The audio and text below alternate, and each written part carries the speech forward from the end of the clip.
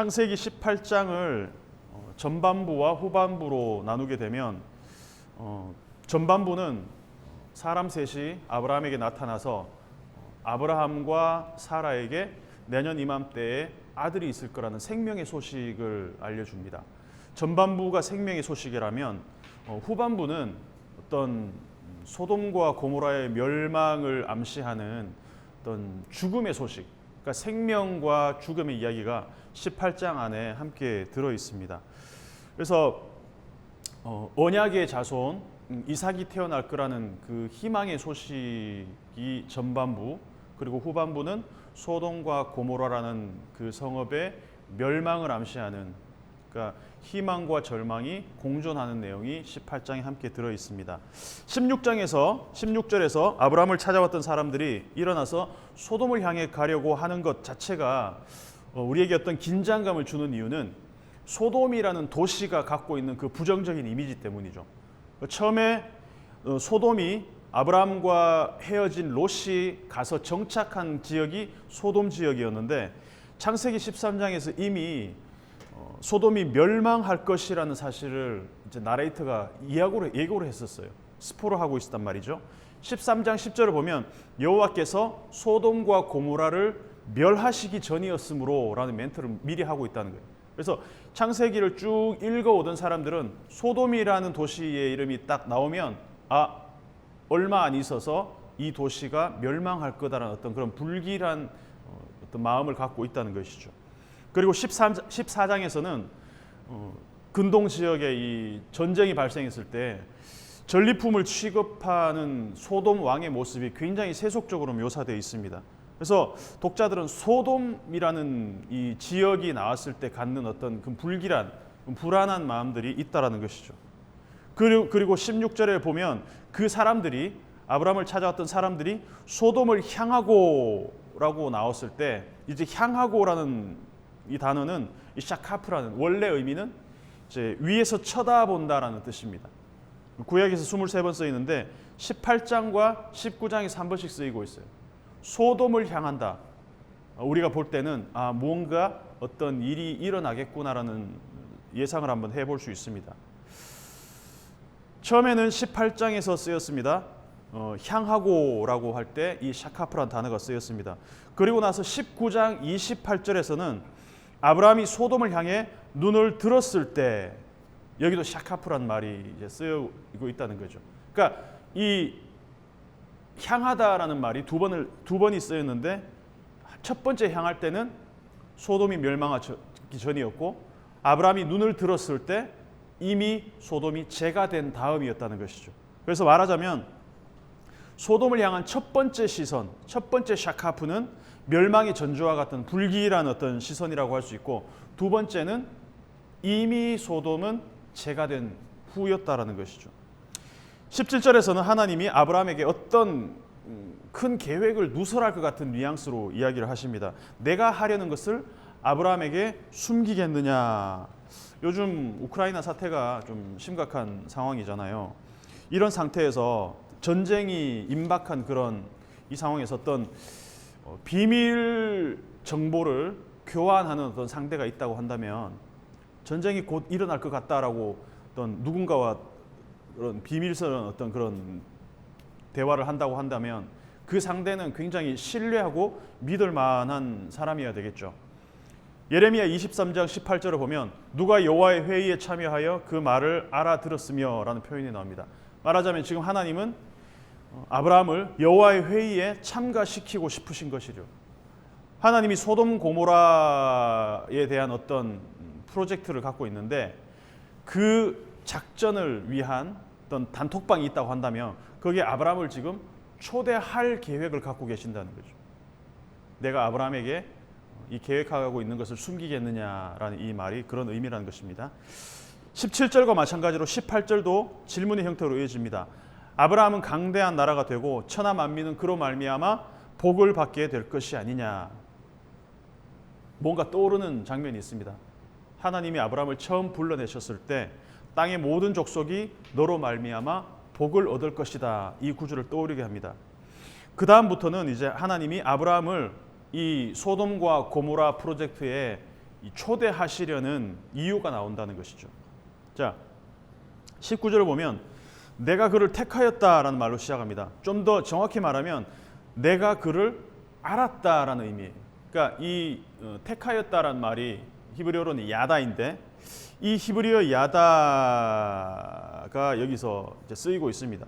내가 그를 알았다. 하나님이 아브라함을 알고 택하였다. 하나님이 아브라함을 택하신 야다하신 이유가 뭘까? 그 이유가 뒤에 나오고 있습니다. 그 자식과 권속에게 명하여 여호와의 도를 지켜 의와 공도를 행하게 하려고. 자, 아브라함을 갈대아 우르에서 하나님이 불러내신 이유가 밝혀지는데 그게 뭐냐면 하나님이 아브라함을 아신 것처럼 아브라함도 하나님을 알게 하시기 위해서. 일방적으로 하나님이 아브라함을 불러내시고 택하신 것이 아니라 그것을 통해서 아브라함도 하나님을 알고 하나님을 닮게 하고 싶다는 것이죠.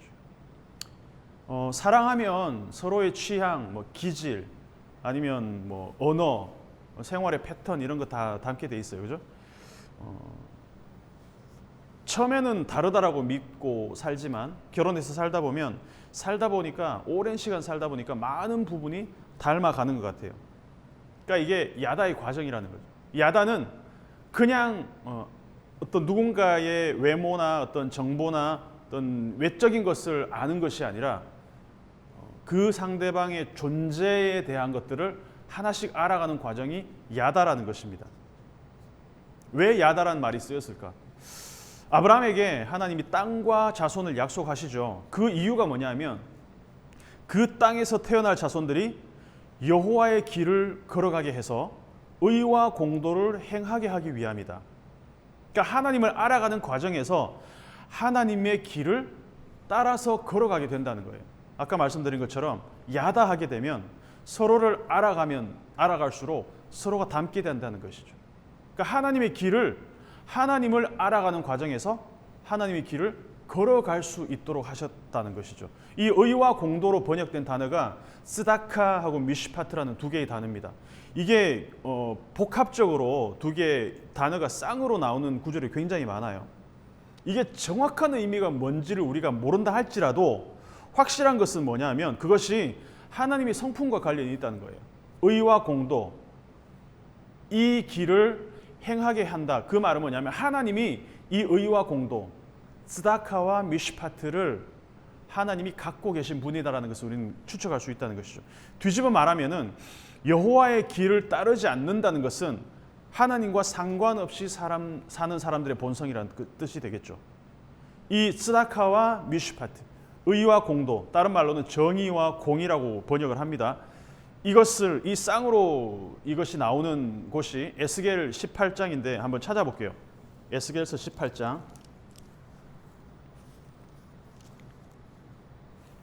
구약성경 1175페이지에 있습니다. 에스겔서 18장 5절을 보면 사람이 만일 의로워서 정의와 공의를 따라 행하며, 이게 정의와 공의가 나옵니다. 아까 의와 공도라고 번역된 스다카와 미슈파트, 이 두 개의 단어가 쌍으로 나왔습니다. 그리고 이제 19장 19절, 21절, 27절 19절에도 너희는 이르기를 아들이 어찌 아버지의 죄를 담당하지 아니하겠느냐 하였는도다. 아들이 정의와 공의를 행하며 내 모든 율례를 지켜 행하였으면 그는 반드시 살려니와. 자, 21절에도 나옵니다. 정의와 공의. 27절에도 정의와 공의, 스다카와 미슈파트가 쌍으로 나온다는 거죠. 여기서 몇 가지 공통점이 있는데 중요한 공통점 세 가지를 말씀드릴게요. 뭐냐면 첫 번째는 이 정의와 공의, 아까 의와 공도로 번역된 스다카와 미슈파트 둘 다 죄에서 돌이키고 악을 떠나는 것에서 출발한다는 것이죠. 그리고 두 번째는 정의와 공의는 개념과 교리의 문제가 아니라 행위의 문제, 즉 실존의 문제라는 거예요. 그래서 정의와 공의는 우리의 머리로 지식으로 알고 끝나는 것이 아니라 항상 어떤 단어와 붙어 있나 하면 행하다라는 말과 붙어 있다는 거예요. 18장 15절, 에스겔서 18장 15절을 보면 정의와 공의를 따라 뭐로 나와 있죠? 18장 5절. 정의와 공의를 따라 행하며라 나와 있죠. 18장 19절 정의와 공의를 행하며, 18장 21절 율례를 지키고 정의와 공의를 행하면, 27절 만일 악인이 그 행한 악을 떠나 정의와 공의를 행하면. 그러니까 정의와 공의는 아는 문제가 아니라, 지식의 문제가 아니라 행함의 문제, 실존의 문제라는 거예요. 오늘 읽었던 창세기 18장의 내용도 의와 공도를 따라 행한다라는 말이 이렇게 세트로 나온다는 거예요. 그러니까 정의와 공의는 교회 안에서 기독교 교리 개념으로 이해해왔어요. 의 이러면은 우리는 의로운 존재, 어떤 의인 이러면은 그냥 어떤 개념의 문제로 취급해 왔는데, 행동과 상관없는 개념의 종교로 전락된 이유가 바로 여기에 있다는 것이죠. 그러니까 아브라함과 아브라함의 자손인 이스라엘 백성들은 자신들이 하나님께 택함을 받은 백성이라는 것을 뭘로 증명했어요? 우리 할례 받은 사람들이야. 앞에 17장을 보면 아브라함의 자손들, 이 아브라함의 집안 사람들 모두에게 할례를 행하게 하잖아요. 할례 받은 백성이다. 이거에 굉장히 프라이드를 갖고 있었다는 거예요. 근데 몸의 할례가 그들의 정체성을 결정하는 것이 아니다라는 거예요. 그들의 행위가 여호와의 그 길을 따라서 의와 공도, 그러니까 츠다카와 미시파트를 행하는 그 행위에서 멀어진다면, 아무리 몸의 할례를 받았던 아브라함의 자손이라 할지라도 하나님과 상관없는 사람이다라는 이야기를 지금 우리에게 하고 있다는 것입니다. 창세기 17장에서 아브라함과 그 가족들은 모두가 몸의 할례를 행했습니다. 그러나 그보다 더 중요한 것은 뭐냐면 그들의 실존적 삶이 여호와의 길을 따라 행하느냐 그렇지 않느냐에 따라서 그들의 진짜 정체성이 결정된다는 이야기를 지금 18장에서 하고 있다는 거예요. 이 세 번째 특징은 뭐냐면 정의와 공의, 스다카와 미시파트는 죽고 사는 문제라는 겁니다. 지켜도 되고 안 지켜도 되는 어떤 그런 그냥 도덕적인 윤리적인 차원의 문제가 아니라 이거는 죽음과 생명의 문제라는 거예요. 그래서 아까 읽은 에스겔 18장을 다시 한번 볼까요? 18장 19절 한번 읽어봅시다. 에스겔 18장 19절 정의와 공의를 행하면 반드시 살려니와, 21절을 보면 정의와 공의를 행하면 반드시 살고 죽지 아니할 것이라. 27절을 보면 정의와 공의를 행하면 그 영혼이 보존되리라. 죽고 사는 문제를 지금 공통적으로 이야기하고 있죠.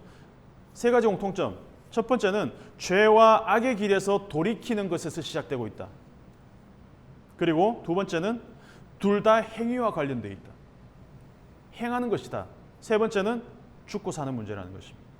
그래서 이 세 가지가 결여된다면 아무리 아브라함의 자손, 소돔과 같은 심판에 이를 수밖에 없다. 아브라함의 자손이라 할지라도 그거 우리에게 얘기해 준다는 것입니다. 그러니까 소돔은 어떤 지역의 이야기가 아니라 하나님의 의와 공의, 하나님의 그 의와 공도, 츠다카와 미시파트의 길을 따르지 않는 사람은 아브라함의 자손으로 할례를 받았다 할지라도 소돔에 사는 사람들처럼 심판을 받을 수 있다라는 이야기를 지금 우리에게 하고 있다는 것입니다. 우리로 말하면 어릴 때 유아 세례를 받고 교회를 빠지지 않고 다니고 11조를 하고 아무리 오래 교회를 다녔다 할지라도 소돔과 같은 운명에 처할 수 있다. 어떻게 하면 하나님의 의와 정의, 이 의와 공도의 길을 따르지 않는 사람은 이런 운명에 처할 수밖에 없다. 그러니까 몸의 할례, 우리가 세례받고 어떤 그런 것들이 자동적으로 우리에게 무언가를 주는 어떤 보증이 아니라는 것이죠. 20절을 보면 그래서 하나님이 소돔과 고모라에 대한 부르짖음을 말할 때 이 도시들에 뭐가 사라졌다라고 우리가 짐작할 수 있겠습니까? 의와 공도가 사라졌을 거라는 것을 짐작할 수가 있다는 것이죠. 이 스다카와 미시파트가 결핍되어 있을 것이다라는 짐작을 우리가 할 수 있다는 것입니다. 그래서 의와 공도가 사라진 도시에 남아있는 건 뭐밖에 없겠습니까? 죄악밖에 없죠. 악과 죄악밖에 없다는 것입니다. 왜? 이 죄로부터, 악으로부터 떠날 때 의와 공도의 길을 따를 수 있기 때문에. 그래서 의와 공도를 행하는 사람이 사라지고 죄악만 득실한 상황은 바이러스는 창궐하는데 백신이 없는 상황과 같습니다. 지금 같은 팬데믹 시대에 얼마나 공포스러운 이야기, 공포스러운 가정이겠습니까? 하나님이 노아를 불러내실 때도 비슷한 컨텍스트였어요. 창세기 6장 11절을 보면 그때에 온 땅이 하나님 앞에 부패하여 포악함이 땅에 가득한지라. 이 바이올런스로 온 땅이 가득 찼다. 죄가 가득 찼다는 것입니다. 하나님이 보신즉 땅이 부패하였으니 이는 땅에서 모든 혈육 있는 자의 행위가 부패함이었더라. 이 전조 증상이 있어요. 의와 공도, 쓰다카와 미시파트가 사라졌기 때문에 뭐만 남았다? 죄와 포악함, 악만이 남았다는 것이죠. 심판의 전조 증상, 그 전조 증상이 지금 소돔 고모라 지역에도 지금 나타나고 있다는 것입니다. 땅이 부패하고 모든 사람들의 행위에 의로움이 사라진 상태, 지금 소돔과 고모라의 상황이 홍수 심판 직전의 상황과 증상이 닮아 있다는 것이죠. 21절을 보면 하나님이 형장 점검을 위해서 땅에 내려오는 장면이 나옵니다. 내가 이제 내려가서, 이 좀 비슷한 장면이 앞에 있었죠. 어디에서 나왔습니까? 내가 이제 내려간다. 우리가 이제 내려가자. 어디서 나오죠? 바벨탑을 만드는 현장에 하나님이 그렇게 말씀을 하시죠. 우리가 내려가자. 소돔과 고모라에는 내가 내려간다라고 말씀하고 계십니다. 물론 하나님은 굳이 내려오시지 않아도 소돔 고모라가 어떤 상황인지 아시죠. 현장 점검을 하고 증거를 채택하지 않더라도 하나님은 아십니다. 그런데 불구하고 이런 표현을 통해서 하나님은 정의로운 판결을 위해서 적극적으로 증거 자료를 수집하고 계신다는 것을 지금 우리에게 어필하고 있다는 것입니다. 22절부터 이제 18장 마지막 33절까지 아브라함이 하나님과 협상을 벌이는 장면이 나옵니다. 제가 오늘 설교 제목을 네고시에이터라고 지어봤는데 이 아브라함이 네고시에이터 협상가로 등장을 하고 있습니다. 22절을 보면 아브라함의 손님들이 소돔을 향하여 갔고 아브라함은 지금 어디에 섰다고 나오고 있습니까? 하나님 앞에 섰다라고 나오고 있습니다. 그러면 지금 시간차가 있어요. 이 사람들이 소돔으로 향하고 가고 있다는 것은 무슨 말이겠습니까? 소돔의 심판이 얼마 남지 않았다. 그러면 아브라함과 하나님이 협상을 벌일 수 있는 시간이 얼마 없다라는 얘기를 지금 하고 있다는 것이죠. 여기서 아브라함이 하나님께 승부수를 띄웁니다. 23절부터 25절까지 아브라함이 하나님께 세 번의 질문을 하는데 정확히 말하면 이게 질문이 아니라 항의에 가깝습니다. 보시면 첫 번째 질문이 주께서 의인을 악인과 함께 멸하려 하시나이까 이렇게 묻고 있습니다. 아브라함이 하나님께 무슨 말을 하고 싶은 걸까요? 먼저 21절을 보면 하나님은 이제 내가 소돔과 고모라에 내려가서 그들의 행위가 내게 들린 부르짖음과 같은지 그렇지 않은지 보고 알려 한다 이렇게 말씀하셨어요. 여기서 아브라함이 빈틈을 발견한 것 같아요. 어쩌면 하나님의 판단이 완벽하지 않을 수도 있다라는 생각을 했던 것 같아요. 왜냐하면 내게 들린 부르짖음과 같은지 그렇지 않은지라는 어떤 그 여지를 남겨두셨다는 거죠. 그래서 이 표현은 소돔과 고모라 지역이 심판을 면할 어떤 가능성을 약간 열어놓는다는 것이죠. 아브라함은 악인의 멸망을 멈춰달라는 부탁을 하지 않습니다. 대신에 의인이 악인과 함께 멸망하는 것이 옳지 않다라는 주장을 하고 있다는 거예요. 반대로 말하면 악인을 의인과 같이 대하는 것도 정의롭지 않다는 것입니다. 그러니까 악인은 악인대로 대하고 의인은 의인대로 대하는 게 공의로운 거, 정의로운 거. 그러니까 의와 공도를 따르는 길 아니겠습니까? 라는 것. 그 말을 하고 있는 것이죠. 그래서 아브라함이 좀 더 구체적인 협상을 시작합니다. 두 번째 질문. 그 성에 의인 50명이 있으면 멸하시겠습니까? 의인 50명을 위해서 용서하지 않겠습니까? 라고 아브라함이 묻습니다. 그리고 나서 의인을 악인과 함께 죽이는 것은 부당하다라고 도발을 합니다.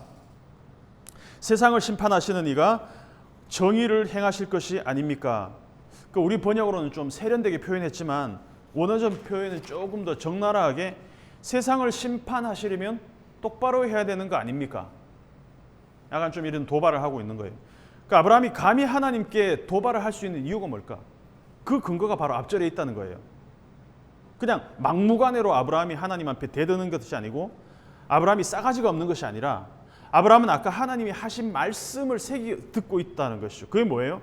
19절에서 의와 공도, 쓰다카와 미슈파트를 행하게 하려고 아브라함을 택하셨다. 의와 공도는 여호와 하나님의 속성이다라고 말씀을 드렸습니다. 그렇다면 하나님부터 먼저 정의롭게 행동해야 되지 않겠습니까? 정의로운 심판입니까? 라는 질문을 하고 있다는 것이죠. 모세도 보면 마찬가지였어요. 이스라엘 백성들이 금송아지를 막 섬기는 어떤 그런 사건이 일어났잖아요. 모세가 이제 시내산에 올라가 있는 동안 하나님이 모세한테 제안을 합니다. 다 싹쓸이 해버리고, 우상 숭배했으니까 이네들 다 싹쓸이 해버리고 다시 시작하자. 이러니까 모세가 뭐라고 얘기하냐면 하나님이 좀 전에 하셨던 말씀을 붙들고 늘어진다는 거죠.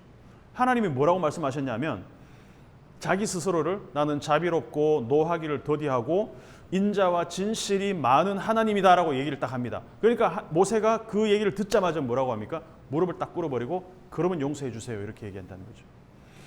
모세가 아브라함을 보고 배운 것 같아요. 아브라함이 하나님의 그 속성을 딱 간파하고 그 하나님, 정의와 공의, 의와 공도를 행하시는 하나님의 방법입니까? 라고 바로 엎드렸던 것처럼 모세도 나는 자비롭고 노하기를 더디하고 인자와 성실이 많은 하나님이다 라고 말씀을 하자마자 딱 엎드려서 그러면 용서해 주십시오. 모세도 그렇고 아브라함도 그렇고 하나님의 아킬레스건, 하나님이 어디 약한 분인지를 알고 그 부분을 가지고 기도를 하더라는 것이죠. 그래서 아브라함은 모세와 마찬가지로 하나님의 성품을 담보로 걸고 지금 위험한 어떤 내고를 시작하고 있다는 것이죠. 26절을 보면 아브라함의 제안을 하나님이 받아들입니다. 내가 만일 소돔성에서 의인 50명을 찾으면 그들을 위해서 온 지역을 용서하겠다. 통 큰 결정을 하나님이 하셨어요. 아브라함이 다시 조심스럽게 제안을 합니다. 나는 티끌이나 재와 같사오나 감히 죽게 아뢰나이다. 우리 아는 것처럼 50명에서 45명으로 내고를 조금씩 해갑니다. 하나님 콜 하시니까 이제 좀 더 간략하게 40명 콜. 근데 뉘앙스가 조금 바뀌었어요. 50명 내고 들어갔을 때는 그들을 위해서 온 지역을 용서하리라 하나님 말씀하셨는데 이제는 그냥 멸하지는 않겠어. 이 약속만 하시는 거예요. 30절을 보면 아브라함이 조금 위축된 것 같아요. 30명을 불러봅니다. 30명 오케이. 20명 오케이. 예전에 동남아 가서 이렇게 물건 살 때 내고 하잖아요. 처음에 얼마 부르고 나서 조금씩 깎아요. 그러면서 서로 이렇게 눈치 보기 게임을 하는 거예요. 아브라함도 지금 마지막으로 한 번 더 10명 오케이. 10명은 약간 좀 무리인가 싶어서 아브라함도 조심스럽게 이제 접근을 합니다. 주는 노하지 마시옵소서. 내가 이번만 더 아뢰리이다.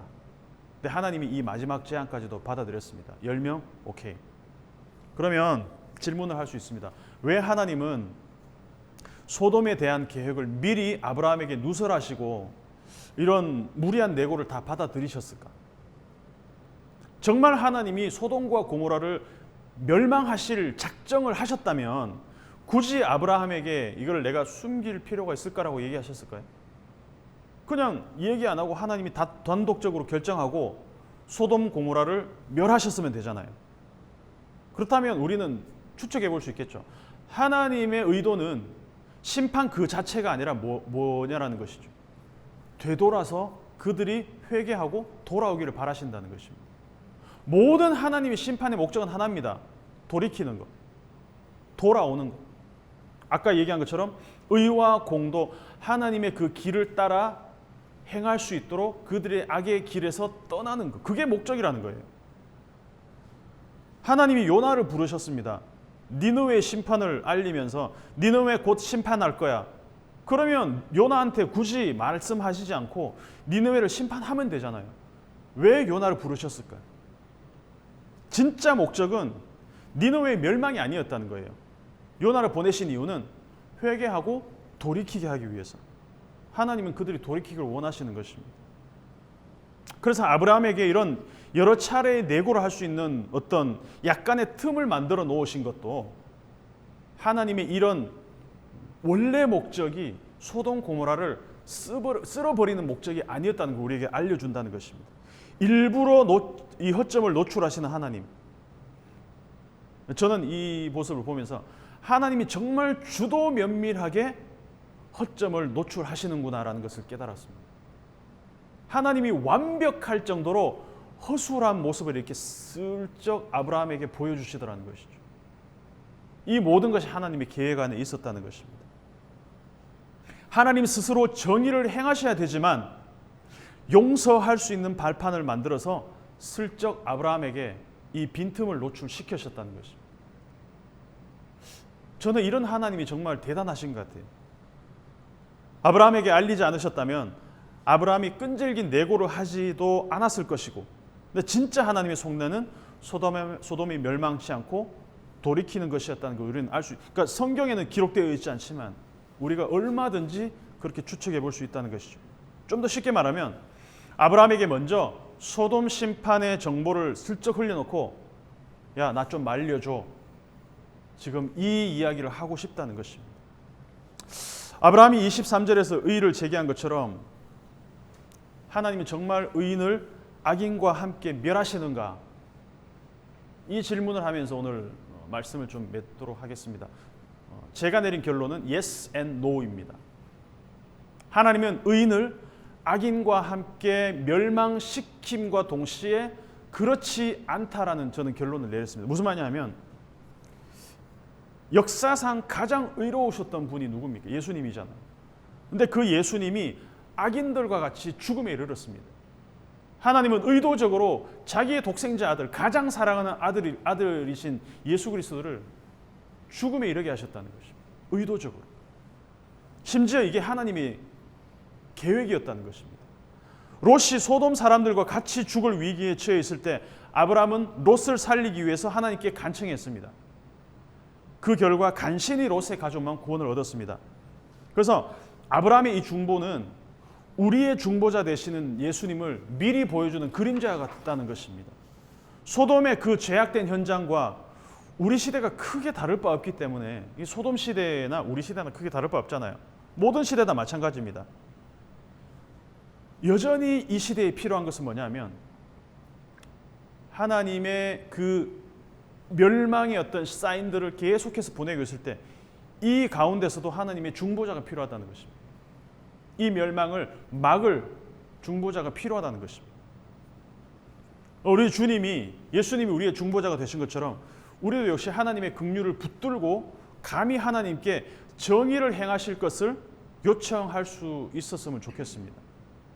그러니까 아브라함 한 사람의 간절한 매달림이 어떤 결과를 가져왔는지 우리는 18장을 통해서 보고 있습니다. 19장을 통해서 우리는 보고 있을 것입니다. 그래서 소돔과 크게 다르지 않은 우리 현실을 보면서 말세다. 소돔과 고모라랑 우리 시대랑 다를 게 뭐야?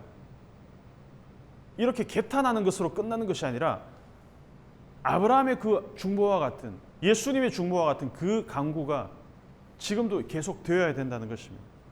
그러니까 여전히 우리의 중보자 되신 예수님께서 성령님을 통해서 우리를 위하여 강구하시는 것처럼, 그러니까 19장에서 보겠지만 이 한 사람의 협상가, 한 사람의 중보자가 멸망하는 성읍에서 롯과 그 딸들을 살렸습니다.